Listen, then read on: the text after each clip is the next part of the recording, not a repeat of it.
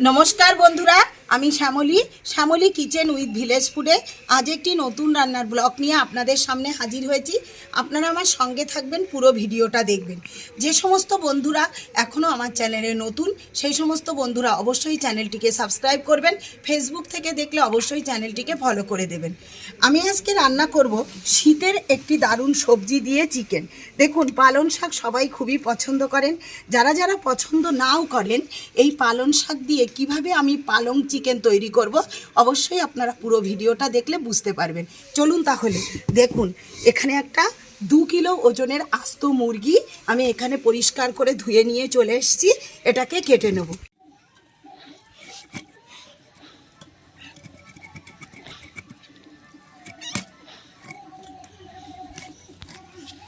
দেখুন বন্ধুরা, 2 kilo chicken কেটে ধুয়ে জল ঝরাতে দিয়ে দিয়েছি। এখানে উনুনে আমি কড়া বসিয়ে দিয়েছি, জল গরম হয়ে গেছে। এই গরম জলের মধ্যে আমি পালং শাকের পাতাগুলোকে কিন্তু কাটিনি, এরকম আস্তে আস্তে রয়েছে। এই অবস্থায় পালং শাকের পাতাগুলোকে গরম জলে সেদ্ধ করতে দিয়ে দেবো।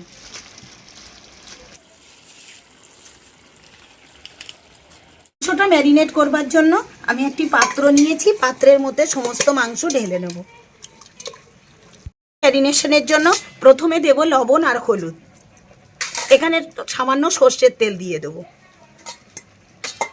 টক দই নিয়েছি, টক দইটা ভালো করে ফেটানো আছে, এটা দিয়ে ভালো করে মাংসটা ম্যারিনেট করে আধ ঘন্টা রেখে দেবো।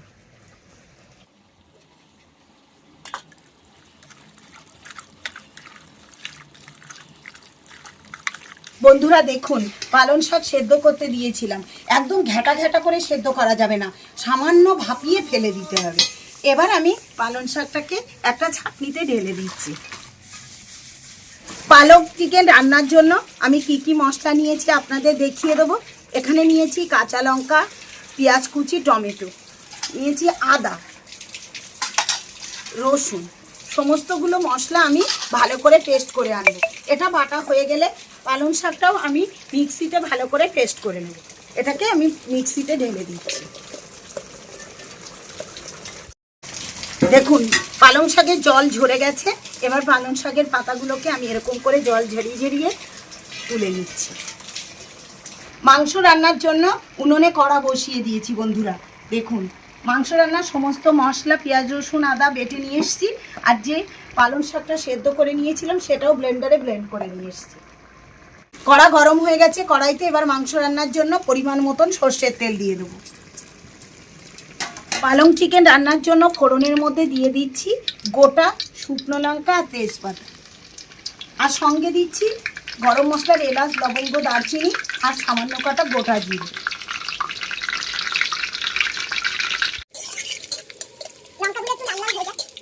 ফোড়নের জিরে এবং শুকনো লঙ্কা লাল লাল করে ভাজা হয়ে গেছে। এবার জিরে মরিচ আদা বাটা দিয়ে দেবো, পেঁয়াজ রসুন রয়েছে বাটা, এটাকেও দিয়ে দেবো, কাশ্মীরি লঙ্কার গুঁড়িটা দিয়ে দিচ্ছি। মশলা থেকে যতক্ষণ তেল ছেড়ে না দেয় ততক্ষণ মশলাটা ফ্রাই করতে থাকবো। দেবো লবণ হলুদ। বন্ধুরা দেখুন, মশলা থেকে তেল ছেড়ে দিয়েছে, কি সুন্দর গুটগুট করে তেল উঠেছে দেখুন কড়ার মধ্যে। এবার ম্যারিনেট করা মুরগির মাংসগুলোকে এর মধ্যে ঢেলে দিচ্ছি।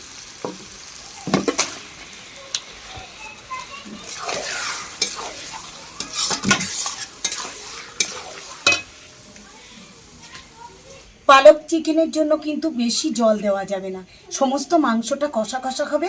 এবং এখানে যে পালং শাক আমি পেস্ট করে রেখেছি সেটা নামানোর আগে দিয়ে গরম মশলা দিয়ে নামিয়ে দেবো। এখন মাংসটা 1 ঘন্টা ধরে কষিয়ে নেবো। এই যে জল দেখছেন আপনারা, আর লবণ দেওয়া হয়েছে, এর থেকে যে জল ছাড়বে তাতেই আমাদের কিন্তু পালক চিকেনটা রান্না হয়ে যাবে। বন্ধুরা দেখুন, পালং চিকেন করবার জন্য আমি 6 লিট মাংস বেছে বেছে নিয়ে এইটুকু মাংসকে কষিয়ে নিয়েছি আলাদা করে। এর মধ্যে এবার আমি দিয়ে দেব পালং শাক বেটে রেখেছি সেটা।